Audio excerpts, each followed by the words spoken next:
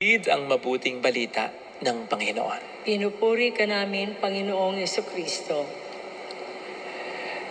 Welcome po sa Our Lady of Lazaret, Quasay Parish, kung saan ayos lang umiyak.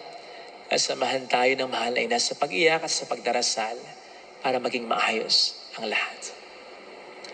Ayaw ng Diyos ng tamad. Gusto ng Diyos, gumagawa tayo.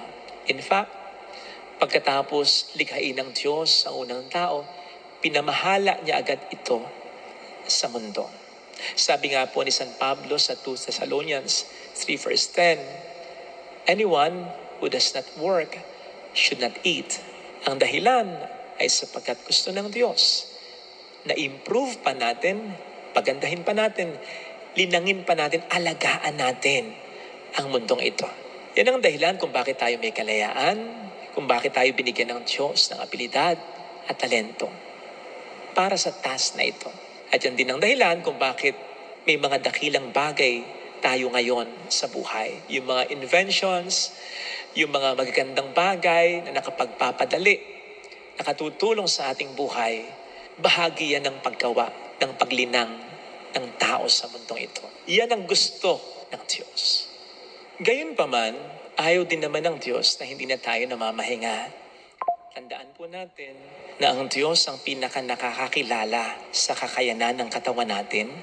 Bakit nga siya ang may likha nito at nag-design nito in such a way na kailangan nito hindi lamang ang proper nutrition, exercise, kundi ang pahinga upang patuloy itong makagawa ng maayos at maganda.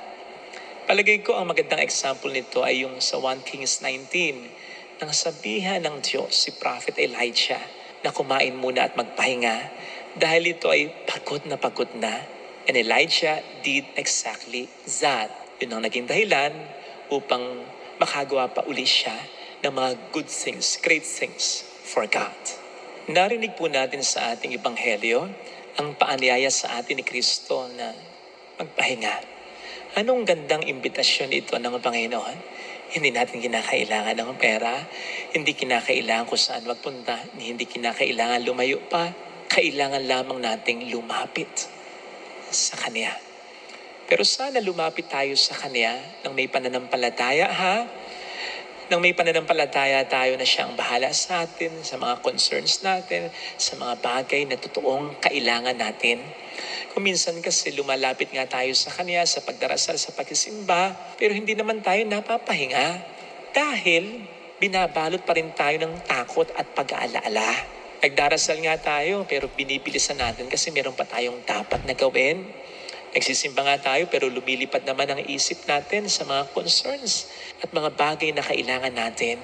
We tell God our intentions, our prayers, our needs, pero pagtayo natin mula sa pagkaluho dahil nagdasal tayo, paglabas natin ng simbahan, ang mga ito ay dala-dala pa rin natin. Which clearly shows na hindi talaga natin totally sinusurrender ang lahat sa Panginoon natin. Tuwing umaga po at kahit na tanghali, nililipot po ako sa loob at labas ng ating simbahan. Very particular po kasi ako sa cleanliness at kaayusan. That's the reason kung bakit marami tayong or enough ang ating workers so that all areas will be covered. Nakalulungkot nga lang kung bakit kailangan mo pang mag-rounds in order to be sure that everything is being taken care of. Kasi nga, mga pagkakataon, may mga workers na hindi rin ginagawa ang dapat nilang gawin. Kailangan mo pang i-remind, kailangan mo pang ulit-ulitin. Nakakapagod minsan. At nakakatakot din, lalo na kapag wala ako dito kasi feeling ko hindi matik na ginagawa talaga nila religiously, faithfully ang kanilang trabaho. And the basic reason, I suppose, is kawalan ng malasakit.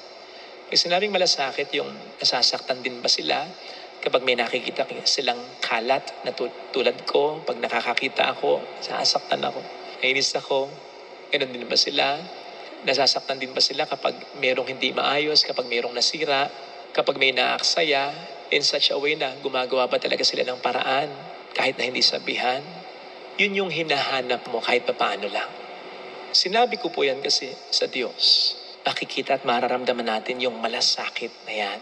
Kapag sinasabi niya sa atin, come to me, kayong mga kinakailangan ng pahinga. Hindi niya sinasabi, pabayaan mo na yung buhay mo, pabayaan mo na yung pamilya mo, pabayaan mo yung mga concerns mo, pabayaan mo na yung trabaho mo, huwag mo nang isip. No. Instead, ang sinasabi niya, let me take care of it. And when He says it, He means it. Hindi mo kinakailangan ulit-ulitin, hindi mo kinakailangan i-remind, kasi ang Diyos sa atin ay may malasakit. Nasasaktan siya kapag mayroong hindi maayos sa buhay natin, kapag may kalat sa buhay natin, kapag may nasisira o naaksaya sa buhay natin. In fact, mas mahal niya ang mga bagay sa buhay natin, ang mga mahalagang bagay sa buhay natin kaysa sa pagmamahal natin. So, we can really rely on Him na kapag lumapit tayo sa Kanya para mamahinga, masasabi natin na siya na ang bahala, lalo na sa mga bagay na hindi natin kaya. We just have to trust Him. Of course, pwede niyo sabihin, Father, paano ako mapapanatag hindi pa maayos ang buhay ko, may problema pa ako, may sakit pa ako, hindi pa okay ang trabaho ko, ang negosyo ko. Siguro, ganyan din yung sinabi ng mga taga-Judah kay Prophet Isaiah nang sakupin sila kasi naghihirap sila. Narinig natin sa ating unang pagbasa. Anong response ni Prophet Isaiah? Inihalin tulad ni Prophet Isaiah yung paghihirap ng Judah sa isang babaeng nanganganak. Nandun siyempre yung hirap, pero pagkatapos ton, yung babae ay magkakaanak, magkakaroon ng kahulugan yung hirap. No wonder dito rin sa kontekstong ito, unang nabanggit yung idea ng resurrection na pagkatapos na mamatay, nandun yung muling pagkabuhay. In the Old Testament, in the Old Testament ito. Para bang sinasabi ni Prophet Isaiah sa mga taga-Judah, yes, hindi pa in order ang lahat. Yes, obvious ang paghihirap. Yes, obvious na nahihirapan tayo. Pero ipanatag natin ang loob natin dahil may mangyayaring maganda pagkatapos nito. Basta wag tayong mag-alala. Sabi nga po, di ba, mismo ng ating Panginoong Jesucristo. Ano bang magandang maidudulot sa atin ng pag-aalala? Ayos ba ang problema? Kahit nga yung walang tigil nating paggawa will it give us the assurance na magiging okay din ang lahat? Of course not.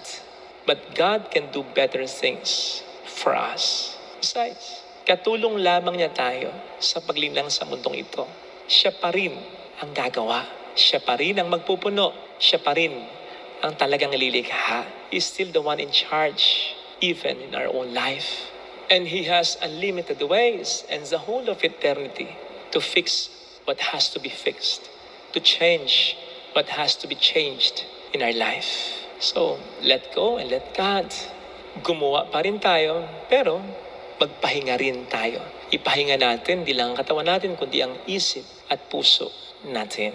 Believing that God loves us and He will always want and do the best for us. Ito